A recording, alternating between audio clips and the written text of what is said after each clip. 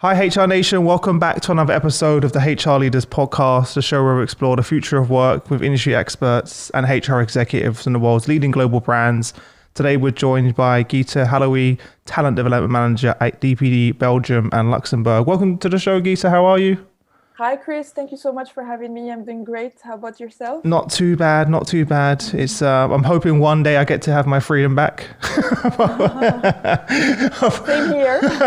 Apart from that, I'm really good. It looks like there's some light at the end of the tunnel, so it's good. But how are you? How have things been? Well, things have been great. A lot of excitement all over the place, especially in our sector.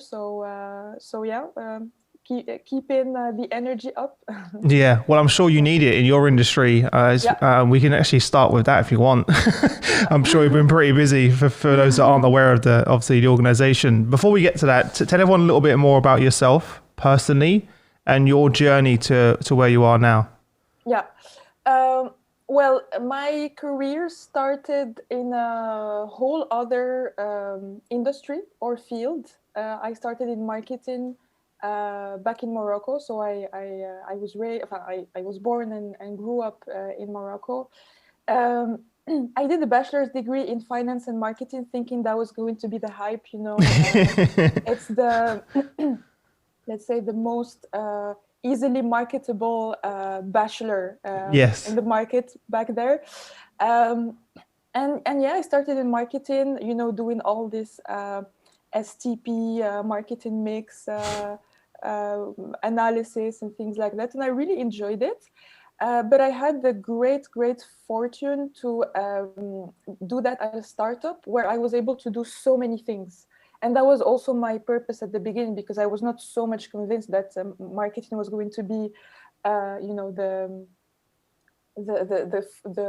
core or the focus of my career.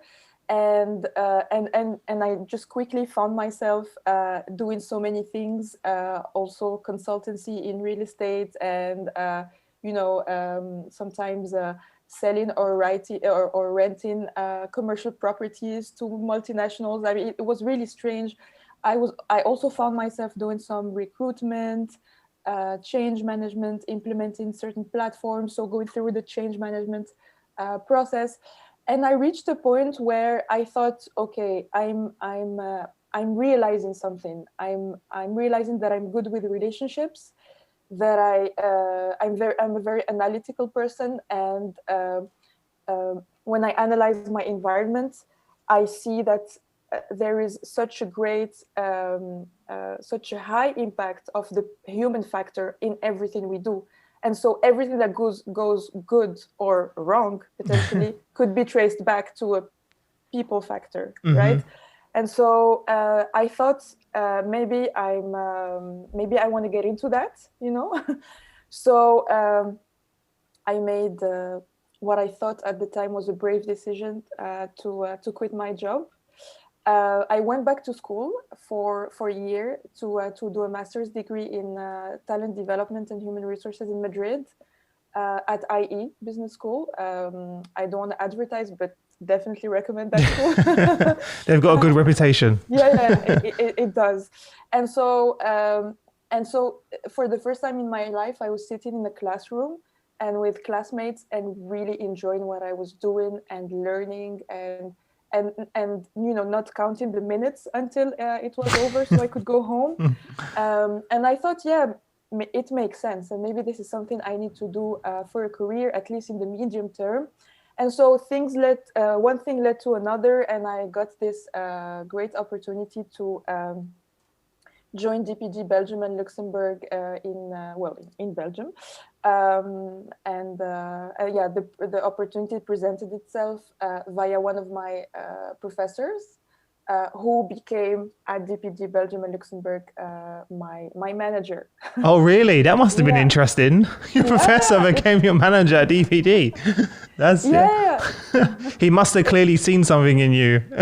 Well, I would like to think that, and I think he did, and I'm very grateful that it happened in that way, because the depth of learning and the challenges that I'm taking on every day, I think that's priceless, and it helped me grow up a lot. So I'm very grateful for that. Amazing. And so this is how I landed in Belgium, and I got this challenge of starting actually the learning and development efforts at DPD Belgium and Luxembourg. And recently this span, let's say, or this area of impact has been enlarged a little bit to talent development, because at the end of the day, it's all about developing, engaging, and boosting our people to perform. So it kind of made sense to close the loop and have all these three areas of accountability under my responsibility. Amazing.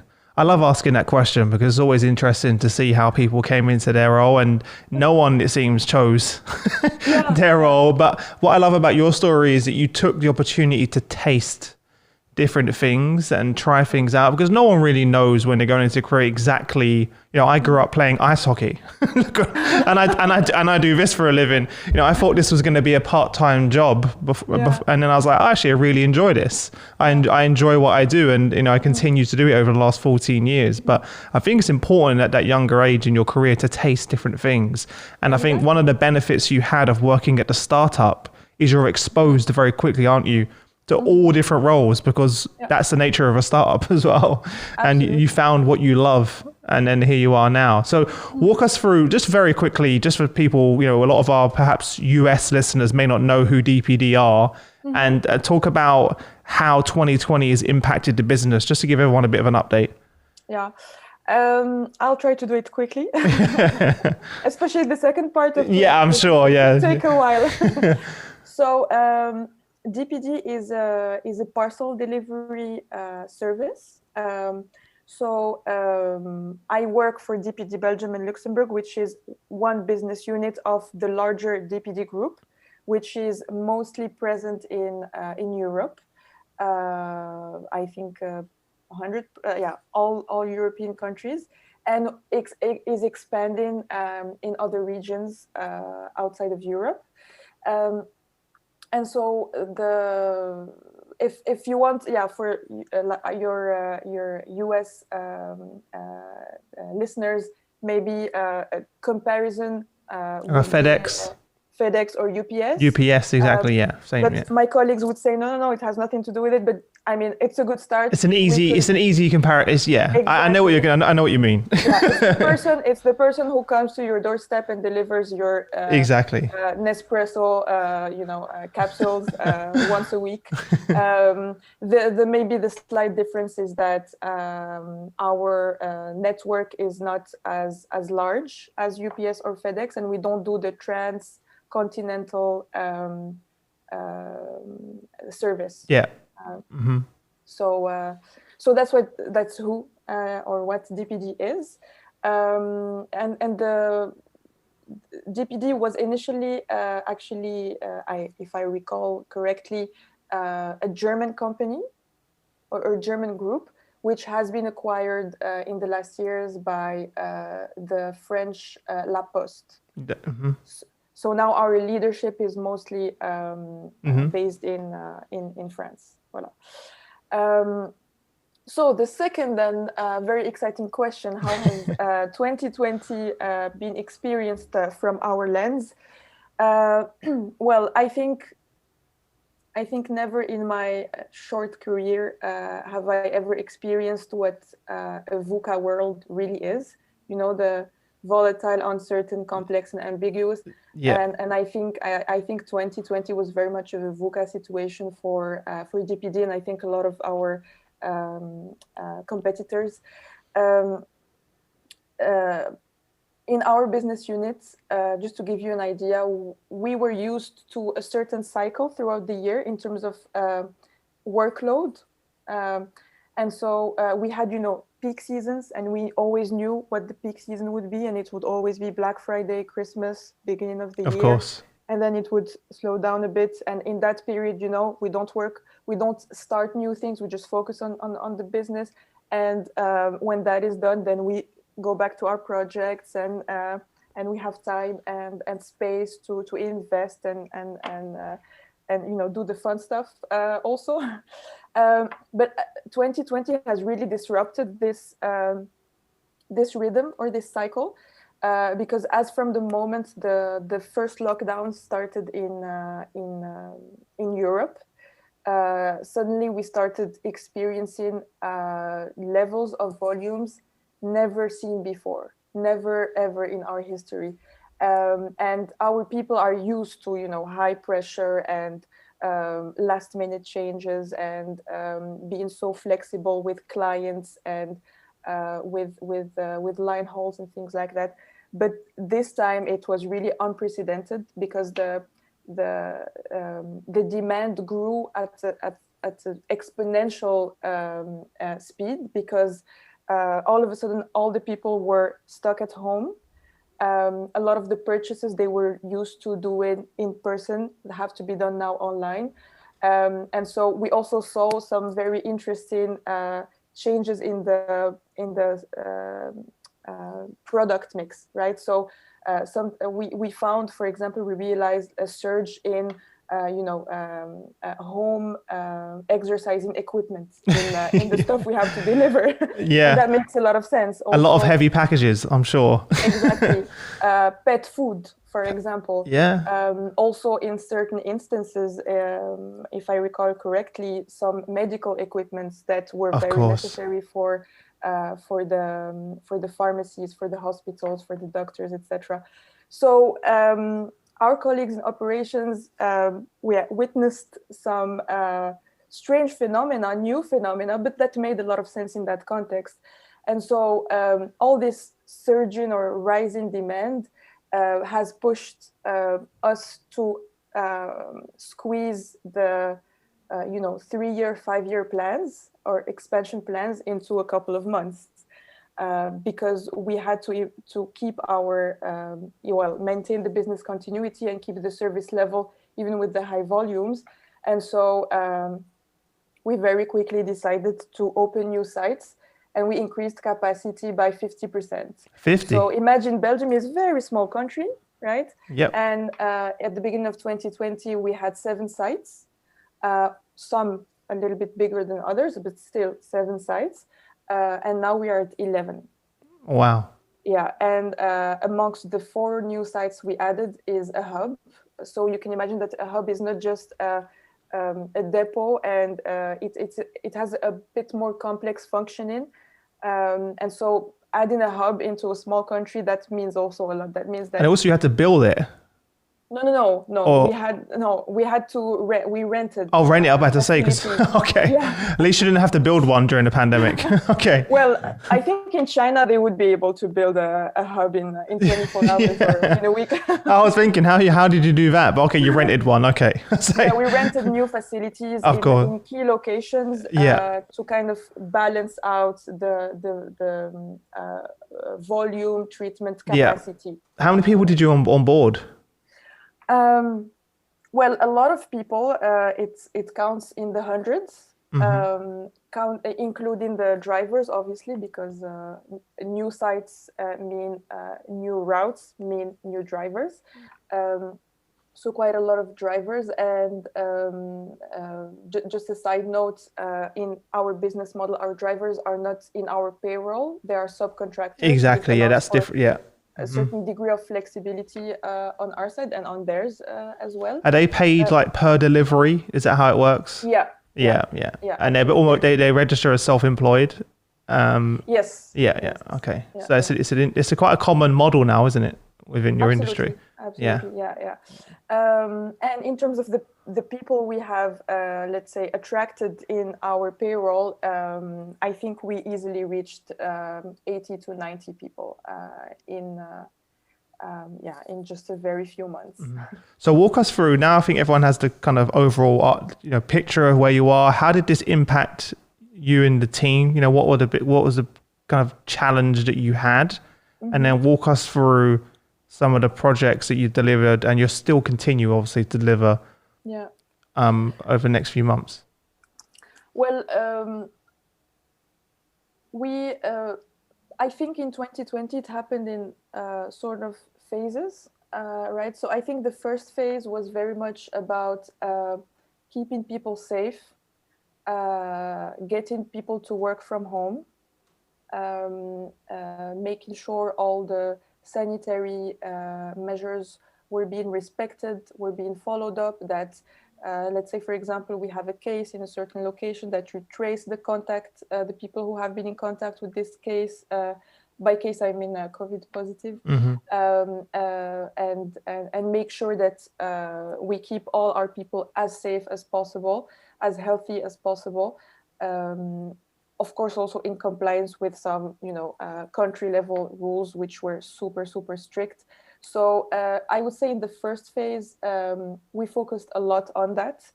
I even remember packing some sanitary products for people, in individual bags, because, we had to make sure that all the equipments would reach every single person everywhere. So let's say that was the first phase. The second phase,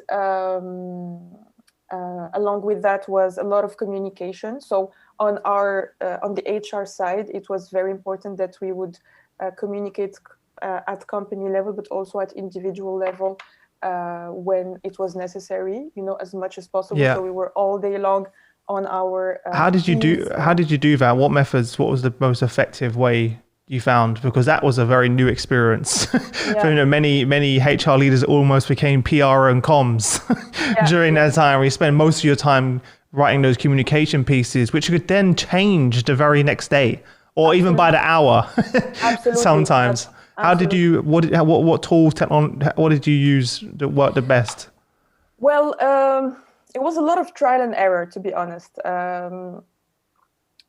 I think the winning approach was that we would use our intranet as the main, central communication channel. We had a page dedicated to everything that has to do with corona measures and all the things that people would have to look out for, especially the ones who are on the field. We worked a lot in collaboration with our IT colleagues. It makes a lot of sense in that period, to collaborate together. Okay, do people have all the tools?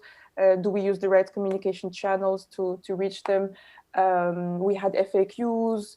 We did a lot of content creation, the things that we would generally tell to people verbally in the hallway or just in our offices. Now we all had to write, and anticipate on questions that people would have, and formulate all of this content. So that was one piece. And like you said, a communication that goes out today could change tomorrow. And so, I would say I improved my skills of copywriting, my writing skills. And then the second piece was definitely, individual or team level communication. And so for quite a few weeks, we all in the team, we all had daily calls. Each person was assigned to a certain location or a certain depot, and we had daily calls with the people over there to check on their, simply on their level of engagement. How are they doing? How are they feeling? Is their health okay? Is everyone okay? How are they coping with the changes? And trying to do some, short-term problem solving, even if it did not always have to do with HR, right? So we kind of went outside the perimeter, let's say. And so this, daily contact with people was really key. And I think they really appreciated that we took the time to check in on them on a daily basis. Mm-hmm.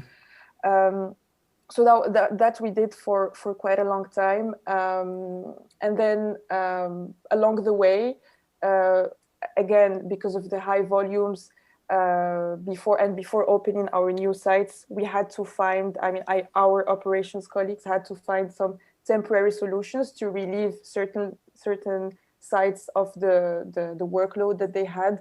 And so there were times when we worked in 1 week in a certain site which we rented, or that was suddenly free because, a lot of activities was stopped. And so a lot of industrial or logistics facilities were empty. So our ops colleagues were very creative and inventive in finding short-term solutions to kind of save every week or every day. So we had to support at that level as well. We did quite some training for the new drivers who had started.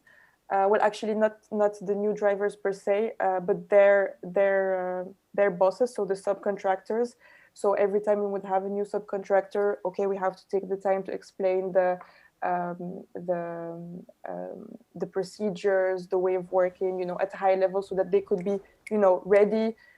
So many times we trained people on Friday and they were starting on Saturday. And so, yeah, it was a lot of, agility through the process. Mm-hmm.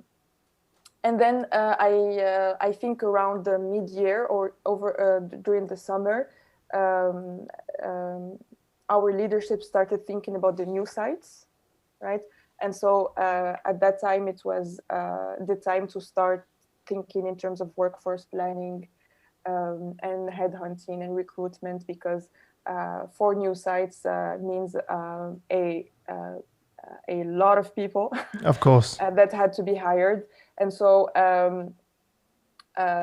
we tried to anticipate on all these changes and started planning, okay, by which time do we need to have all the people for such sites? By which time do we have to start searching out for people for the other sites? What kind of internal mobility can we have as well?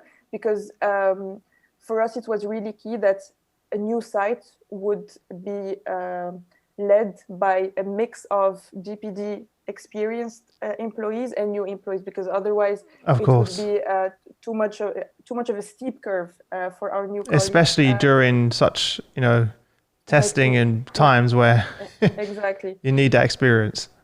Absolutely. And so our experienced colleagues who were willing or who were interested in, changing locations played a decisive role in training their new colleagues, and still are, because it's continuous, right? It's not just one day of training and that's it.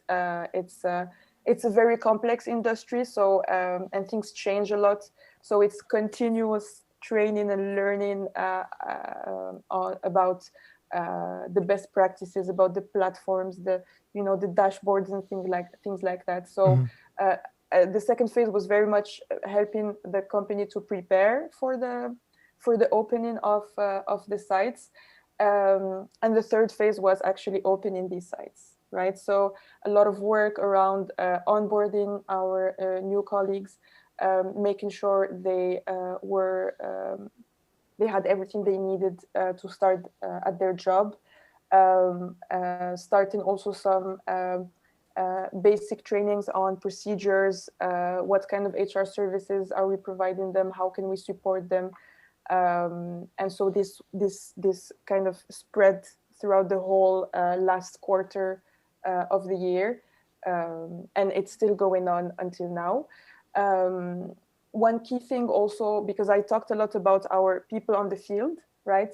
But what about our people who are at home, working from home, feeling somewhat disconnected, right? I think all of the people who had to suddenly just start working from home and who have not seen their colleagues in more than now 12 months, we would think about them and say, okay, how can we reconnect these people? How can we understand how they are feeling? Do they have everything they need? Do they get the right guidance remotely? Are they properly supported by their managers? Do they know what is going on in the organization? So we, at 2 moments in 2020, we pushed this engagement pulse, trying to understand a bit how life was for them working from home, from a work-life balance perspective, from a procedural perspective, from a tools perspective, from a communication perspective. And, we almost launched a comeback plan to the office because that was also a big... Like most people, right? Because everyone assumed we'll be back soon. No one expected we'll be here a year later. Yeah, I cannot tell you how many hours I spent on that plan and thinking, okay, how many people... Yeah, but you learned a lot. Yeah. So it's okay. And it went as deep as, okay, how many people can we have in this room and how many people can we have in the hallway at the same time, and what is the optimal flow in the staircase, and who needs to wait, the people going up or the people going down. So I have to say it was a lot of brain analytical projection forecasting work, which obviously we did not activate because very soon the measures again became we changed strict. again. Yeah, and so but that plan is there. I think you still have it. Yeah.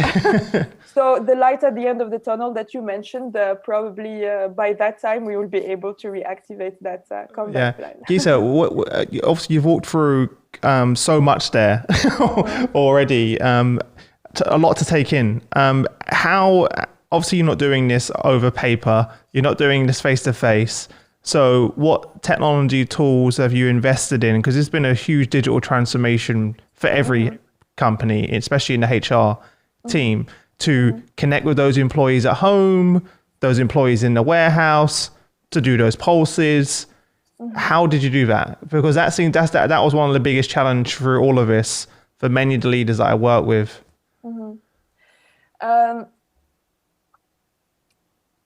You're right. This was a major shift in paradigm, right? As I mentioned, in terms of communication, we kept using, or we used, let's say, more extensively the tools we had already in place. So our intranet, which is Microsoft based, our video conference platform, which is also Microsoft based. And we actually had to change also the way we share, for example, emails. I think the number of emails paradoxically has decreased. Because everyone's just like on Teams. Exactly. And I think in a way, we have gotten much closer to each other because we have developed a new reflex of, instead of shooting an email to shooting, I mean, that sounds quite I get it, we get it. Sending an email to someone, that we would just send a chat, which I think the response speed is much higher than email, right? Or call each other. So I've never interacted with people as much as I have over the last year. And that's a very personal thing. Maybe it's a paradox, but I felt much, much closer to the people, to a lot of people, interacting with them virtually, right? But the most important thing was beyond the interaction, what do we do to capture, the...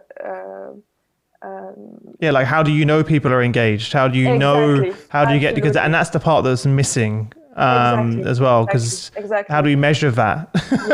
So we were so focused on interacting with our colleagues in the sites. So we had continuous inflow of information, of insights that were helping us to solve problems, anticipate on certain problems, keep them engaged, keep them updated on some things that would solve some bottlenecks for them. And again, for our colleagues who were working from home, we used more extensively our Pulse, Engagement Pulse platform, which is the Unit4, our sponsors for this podcast. We used this. They supported us also in identifying, okay, what kind of questions can we ask people? How can we get the best information from people to understand how they are doing and how they are feeling, right? And so this tool came in handy, and we were so glad that we had it. Because it was just, a plug and play. Okay, what do we need to know today? What do we need to know for the coming weeks?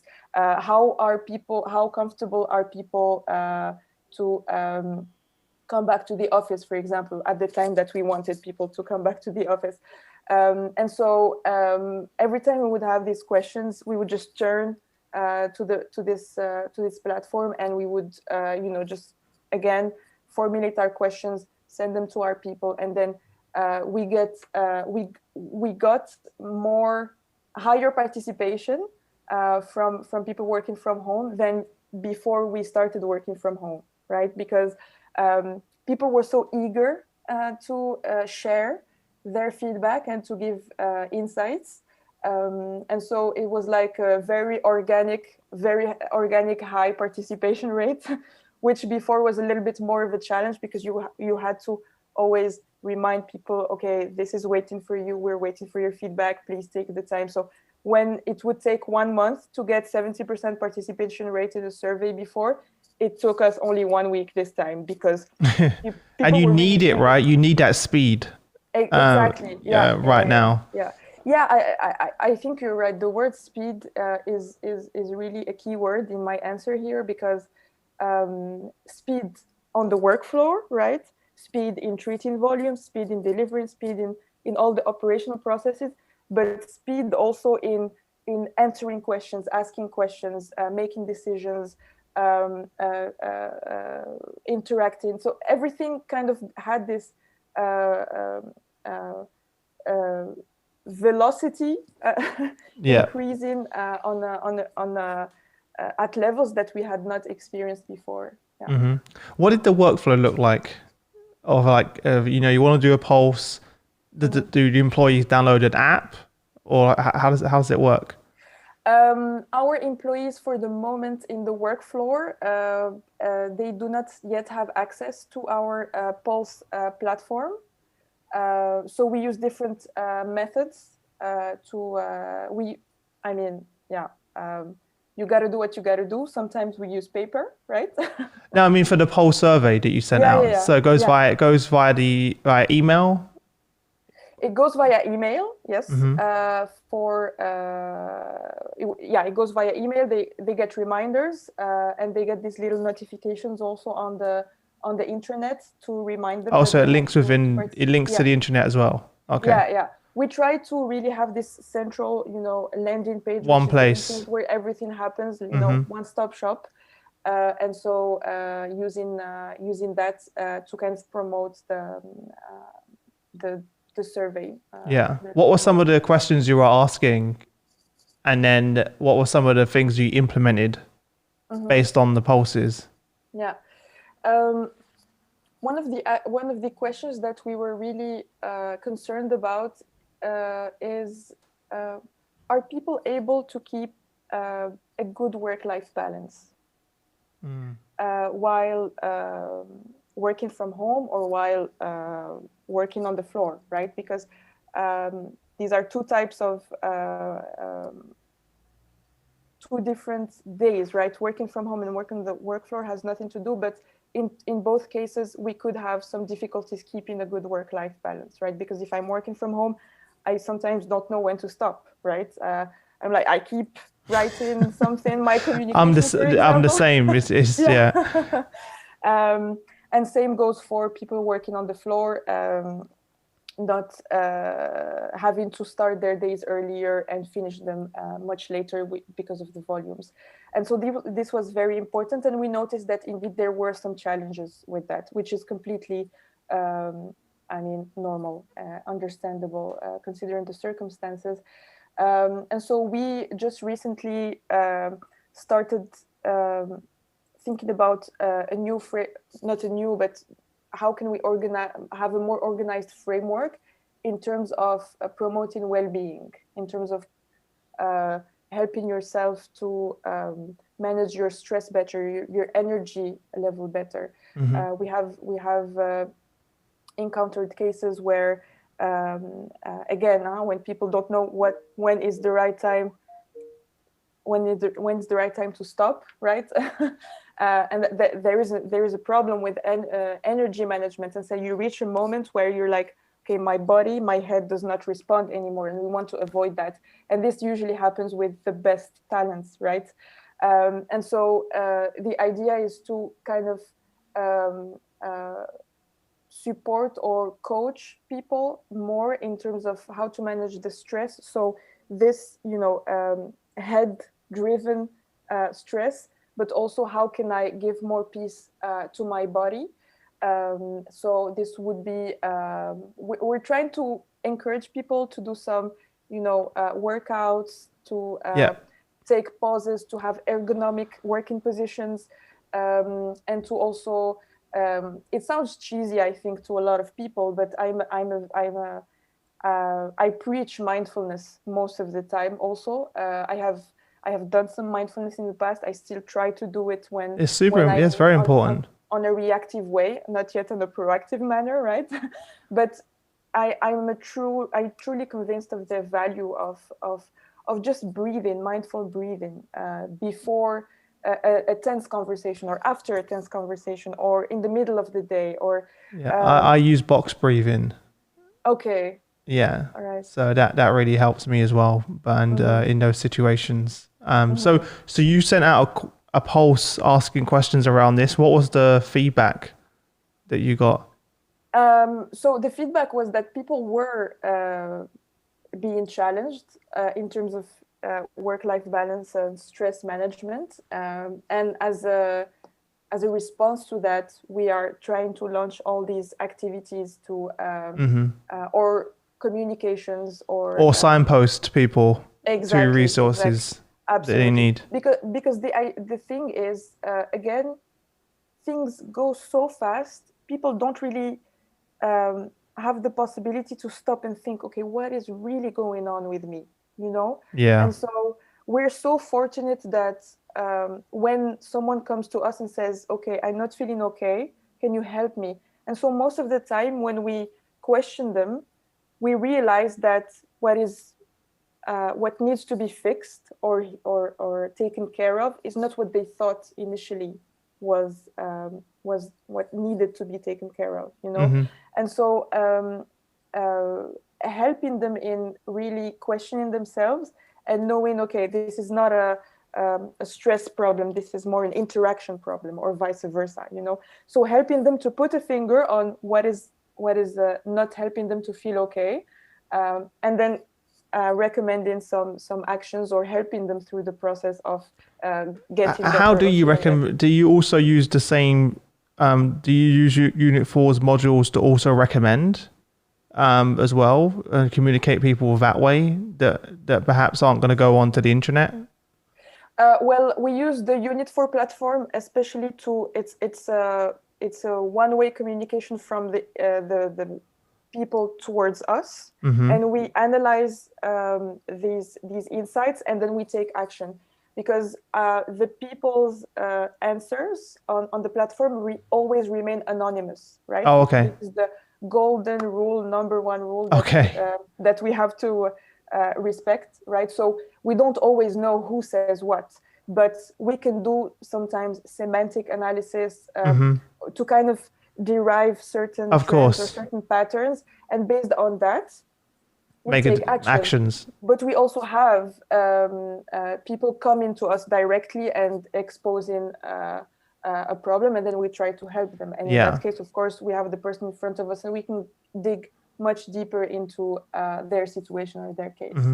Do you have any other workflows that you've used in the platform outside of the pulse surveys? How else are you utilizing that? Because you mentioned beforehand that you've gone through the transformation, you're tackling quite a new area, you're onboarding people as well. I'm sure you're not doing that manually in the way you perhaps did before. Yeah. Definitely, we tried to make certain processes more efficient, right? Because of the remote working. Also, we used some platforms to design learning experiences, or in the case of onboarding, an onboarding experience, which is completely changed now, right?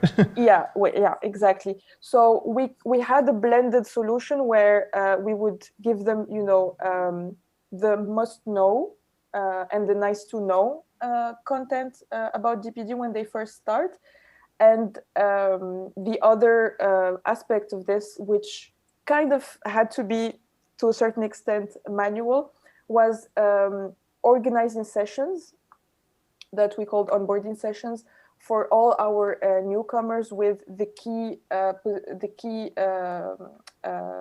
leaders or the key roles in the organization. So ranging from CEO all the way to facilities manager, or even myself. I did a couple of sessions to get to know them, to explain to them what kind of support or help I could bring to them. And that was, we had so many people that it felt like it's every week we need to have new onboarding sessions. And I think some of our colleagues at some point thought, okay, we're just doing onboarding right now, but it makes sense, right? Because we had this huge number of people starting, and we cannot afford not to have them aligned with company values, with company procedures, not have them understand what the business is about. And especially that the people who joined us were not necessarily from operations. They were from all departments, because the growth had to happen at all the departments, not only in the operational sites. So yeah, we were very careful with starting new platforms, because you always have to be careful of this adoption cycle and how long did it take you, if I'm asking, how long did it take you to set up the platform? Or Unit4 specifically, the platform, how long did it take you to say? Because that's a question that, sometimes companies promise to dream. Firstly, how did you come across them? And then how long did it take to implement? What were some of the learnings? Because that's an important part. Yeah. It always starts with a sense of urgency, obviously. We have a need, there is a purpose that we want to pursue. So what is the best way to pursue that? So if you could encapsulate that need in a very short sentence, what would you say that would be? Yeah, capturing people feedback. Just that. Yeah. That was the starting point. It sounds simple, but really not. Because I mean, on the market we have a lot of possibilities, right? I think we have platforms all over the place, and it's very easy to get confused. Yes, right? There's a lot. And so it's very easy to also make the wrong decision and choose the platform that is not adapted to your needs. But as long as you're clear and straight about what the purpose is and what the sense of urgency is and what you're trying to achieve, then I think it's an important starting point. It's not the heaviest part of the process, because the heaviest part is the adoption, the implementation, the communication, getting people to use it, to understand it, etc. That's also, in terms of quantitative energy investment, that's quite a lot as well.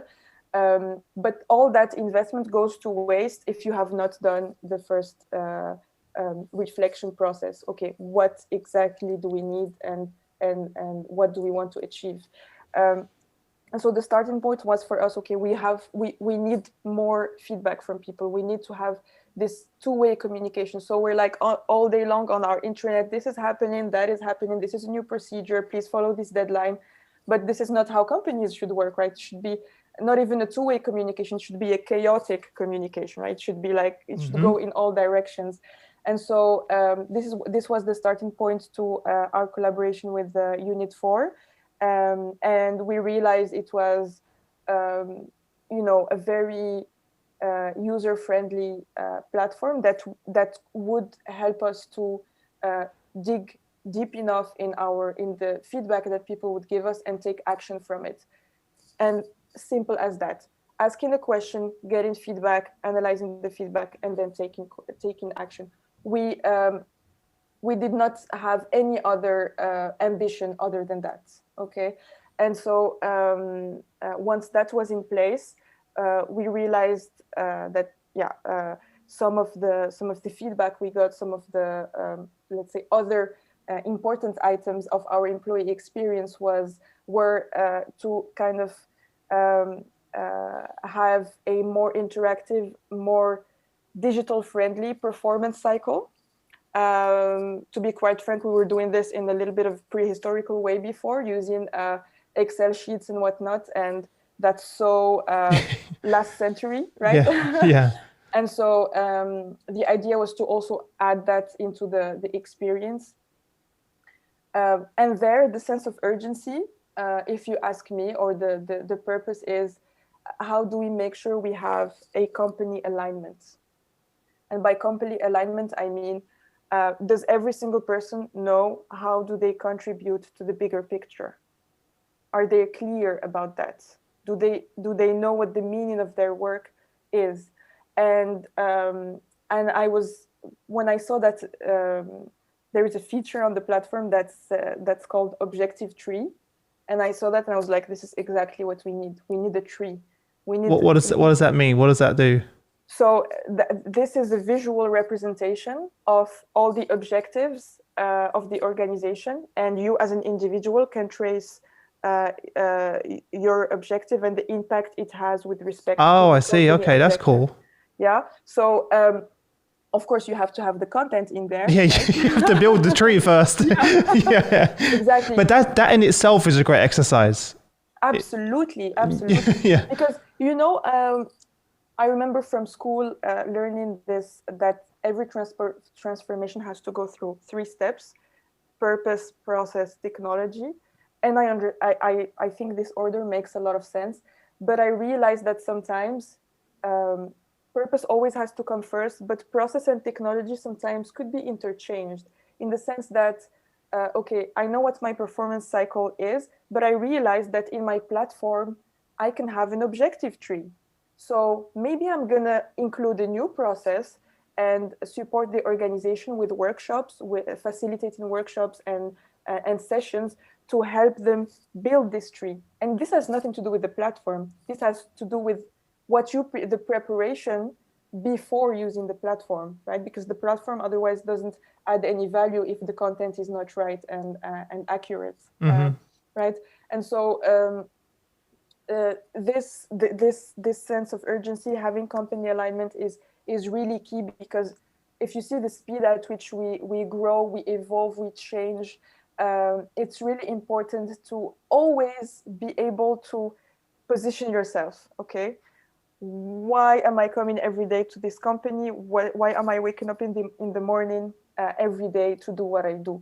And I think this is also an engagement factor. If I can find meaning in my job on a daily basis, then I remain engaged. I do not fear, for example, for my position. I can project myself in the future.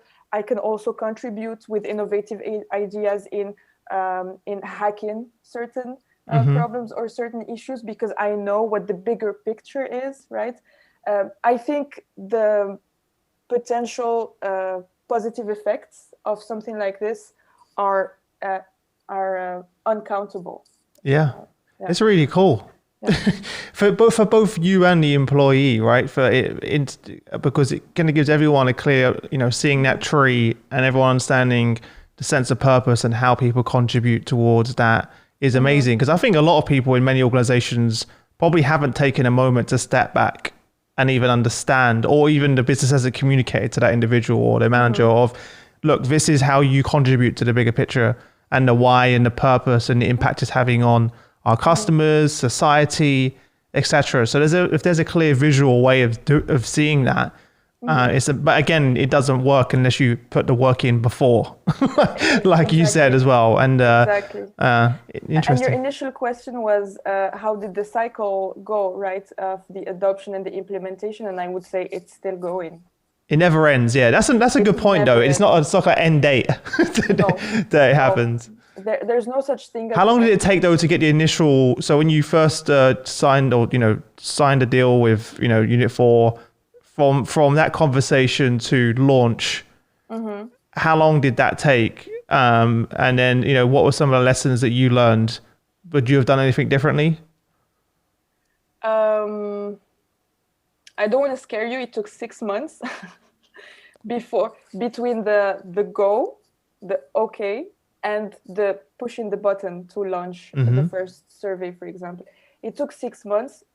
Why? Because it's so important to plan and manage this change from all stakeholders' perspectives. For example, IT is a key stakeholder in here. Why? Because we need to always have the right data in the platform. Where does the right data come from? From the Active Directory, right? How do we make sure things like single sign-on work properly? And all of this is to make the employee experience or the user experience irreproachable, so that we can have the highest adoption possible.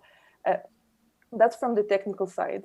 Then from the mindset or habit hacking side, it's a whole other story, because you have to think of all your internal clients, segment your clients. Okay, what is this going to? How is this going to help our managers, our team leaders, our directors, our people in the work floor, etc. And kind of being prepared to position this product with respect to every single segment, right? Yeah, because there's no point going live, because you can go live immediately, but it doesn't matter.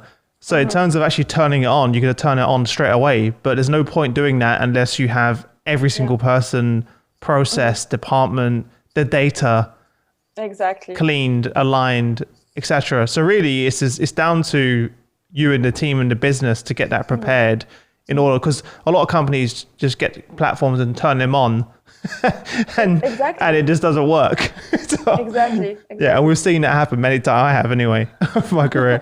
Yeah, I think we all experience this at some point, and I think the idea is not to have the perfect launch, but to have the closest to perfect. Nothing's ever perfect. A good launch. There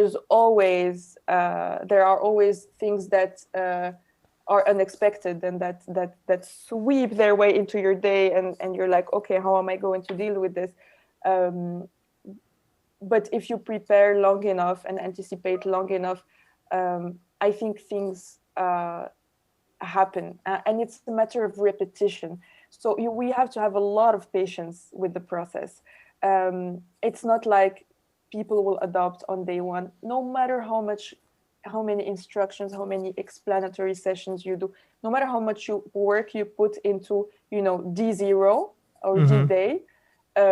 This will not guarantee necessarily the full adoption and buy-in of the platform. So you have to repeat and repeat and repeat and understand how, and map your organization. Who are my early adopters? Who are my laggards? Who are my skeptics? Who are the opinion leaders? It's do that and also doing a lot of that in advance before you go live, so you have exactly yeah. As you go, and I think we have to embrace failure. We have to love failure in this. Fail forward. Yeah, exactly. Absolutely fail forward. Get back up and keep it going. And I'm now, after more than 1 year of using the platform, I'm feeling this natural, smooth adoption of the performance cycle, certain engagement elements, and things like that. So we start seeing some the fruits of all the work we put into this, but it's still not over. I love your honesty, and I think it's important, which is why we have partners of the show. But I think it's important to understand that this isn't something that just happens overnight. And many people think that happen. You have to do a lot of work up front, like you mentioned, 6 months of work with you and the team to get everything prepared, so you can have the impact that you have now. Right? Without that, you wouldn't be where you are now.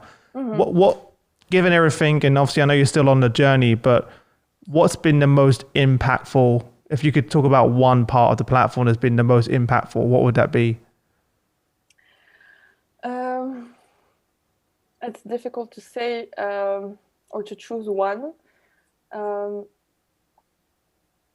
I would say the most impactful for our organization, and the part which I think will add value or to the bottom line, is the conversations part. Why? Because this is a moment where we invite you and your team leader to sit down and address your experience, your challenges via very open and transparent questions, but also from a performance perspective, a hard performance perspective. Let's talk about numbers. Let's talk about key results or OKRs, right? That's fine. That's important. That's what keeps this company going. But having this balanced conversation, I think this is, I truly believe that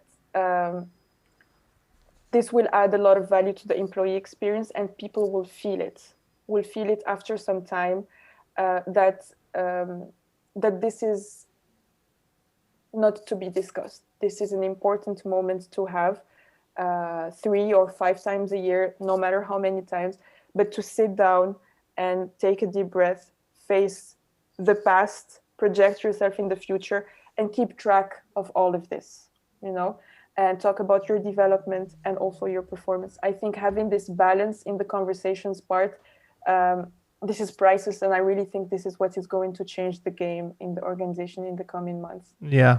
No, you're right. For so long, it's been one-way traffic, one-way communication, right? And now more than ever, we need that dialogue, especially as we're so far apart, more so, all over the world, literally.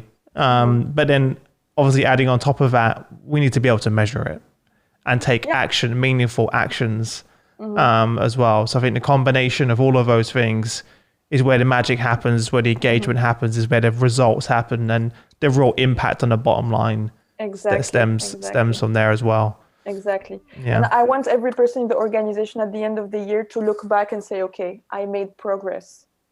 And these conversations attest to that. I made progress. We made progress as a team. We made progress as an organization. I think this is what I hope everybody thinks at the end of the year. Yeah. What are your future plans? What are your hopes moving forward to where to evolve this to? I know you're still quite early in the stage, but kind of looking ahead, what are some of the plans that you have? So we keep working, of course, on our pulse aspect and our performance aspect via the conversations. I think the next step for us is to start mapping and collecting talent data, still via the platform, via a feature called Snapshot, which allows for 360 feedback, which we have never had before.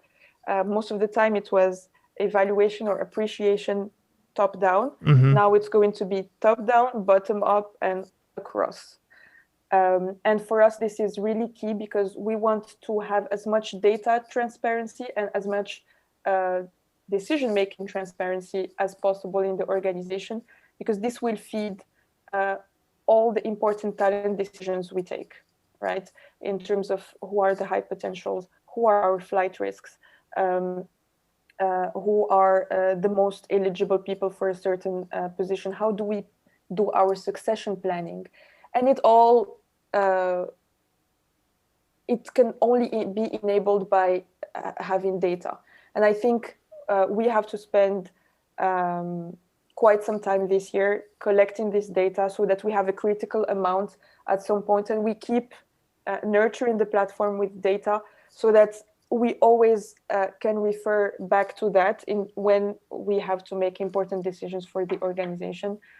So I would say that's the must-win challenge of the year. Yeah, and then certainly an exciting one. Absolutely. As well.